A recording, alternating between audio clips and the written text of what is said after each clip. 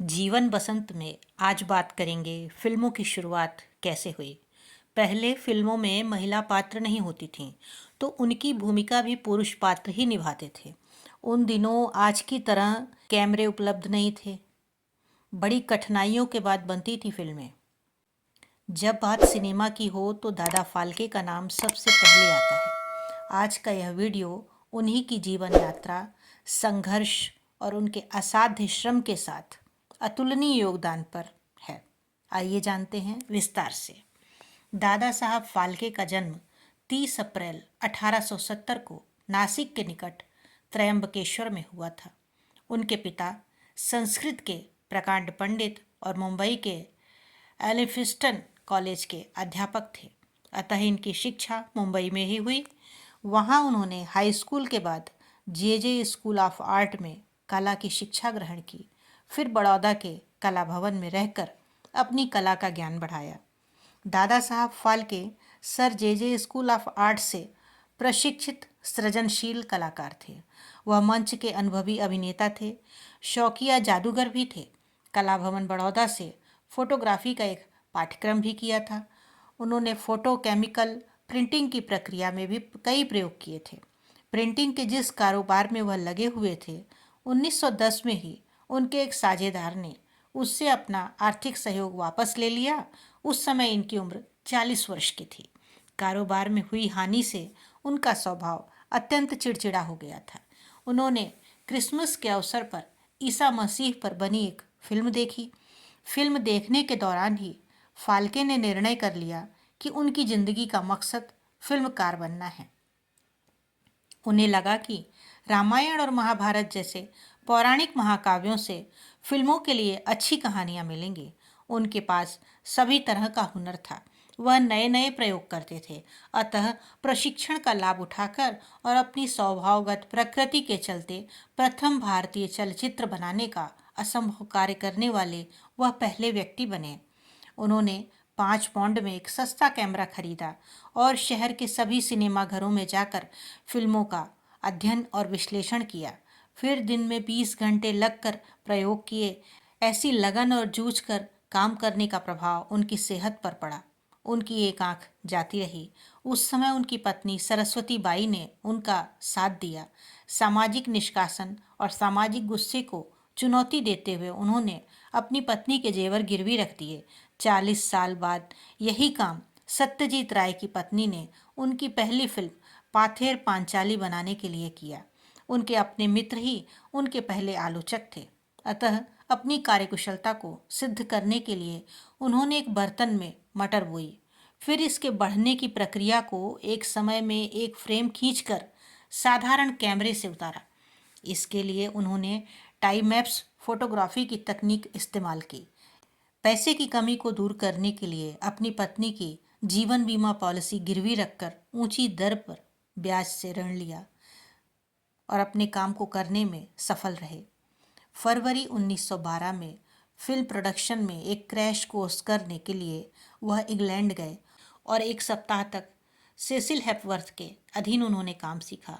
कैबाउरन ने Williamson camera, एक film प्रोफेटर, processing और प्रिंटिंग मशीन जैसे यंत्रों तथा कच्चे माल का चुनाव करने में उनकी सहायता की।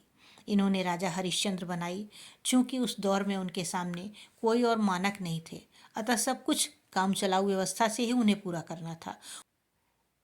ये सब चीज़ें तो उन्हें करनी ही थी। अभिनय करना भी सिखाना पड़ा, दृश्य लिखने पड़े, फोटोग्राफी करनी पड़ी और फिल्म प्रोजेक्शन के लिए भी काम करने पड़े। महिला कलाकार उपलब्ध न होने के कारण उनकी सभी नायिकाएं पुरुष कलाकार थे।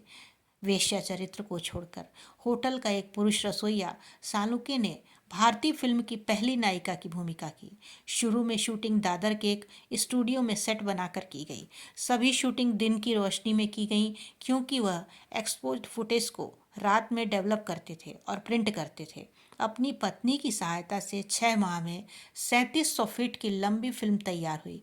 21 अप्रैल 1913 को ओलंपिया सिनेमा हॉल में यह रिलीज की गई।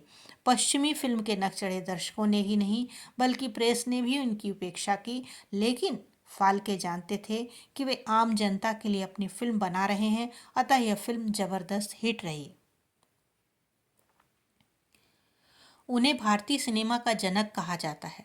दादा साहब फाल्के ने 3 मई 1913 को बम्बई, वर्तमान में मुंबई के कोरोनेशन थिएटर में राजा हरिश्चंद्र नामक अपनी पहली मूक फिल्म दर्शकों को दिखाई थी। दादा साहब फाल्के ने 1913 में अपनी मूक फिल्म बनाई। 20 वर्षों में उन्होंने कुल 95 फिल्में और 26 लघु फिल्में बनाई। दादा साहब फाल्के के फिल्म निर्माण की खास बात यह है कि उन्होंने अपनी फिल्में बम्बई के बजाय नासिक में बनाई। वर्ष 1913 में उनकी फिल्म भस्मासुर मोहिनी में पहली बार महिलाओं दुर्गा गोखले और कमला गोखले ने महिला किरदार निभाया। इससे पहले पुरुष ही महिला किरदार निभाते थे। 1917 तक वे 23 फिल्में बना चुके थे।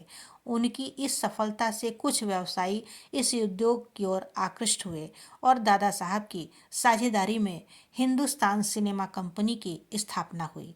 दादा साहब ने कुल 125 फिल्मों का निर्माण किया, जिसमें से 3/4 उन्हीं की लिखी और निर्देशित की गई थी। दादा साहब की अंतिम मूक फिल्म सेतु बंधन सन 1932 में आई थी, जिसे बाद में डब करके आवाज़ दिया गया।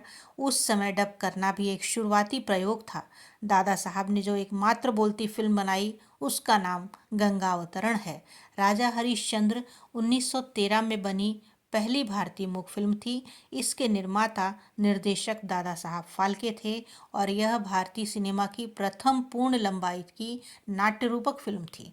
फिल्म भारत की कथाओं में से एक जो राजा हरिश्चंद्र की कहानी पर आधारित है।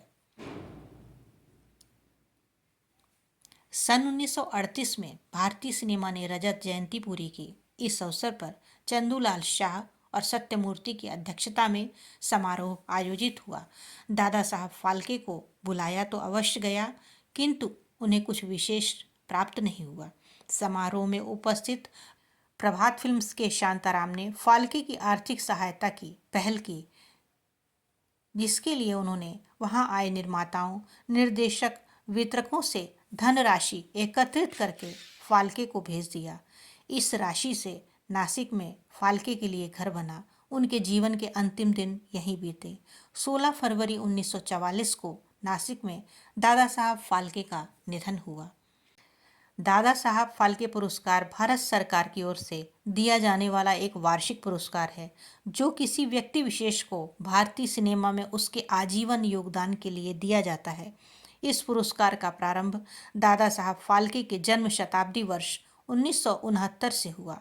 उस वर्ष राष्ट्रीय फिल्म पुरस्कार के लिए आयोजित 17वें समारोह में पहली बार यह सम्मान अभिनेत्री देविका रानी को प्रदान किया गया। तब से अब तक यह पुरस्कार लक्षित वर्ष के अंत में अथवा अगले वर्ष के आरंभ में राष्ट्रीय फिल्म पुरस्कार के लिए आयोजित समारोह में प्रदान किया जाता है। वर्तमान में इस पुरस्कार में 10 लाख रुपए और स्वर्ण कमल, एक प्रमाण पत्र, रेशम की एक पट्टिका और एक शॉल दिया जाता है। दादा साहब फाल्के पुरस्कार आज एक ऐसा सम्मान बन गया है जिसे भारतीय फिल्म जगत का सर्वोच्च सम्मान माना जाता है। यह भारतीय सिनेमा की वृद्धि और विकास में उत्कृष्ट योगदान के लिए प्रत्येक वर्ष दिया जाता है। जो किसी भी कलाकार को उसकी कला के लिए, उसके योगदान के लिए इस अवार्ड का मिलना उसकी मेहनत का एक सम्मान होता है।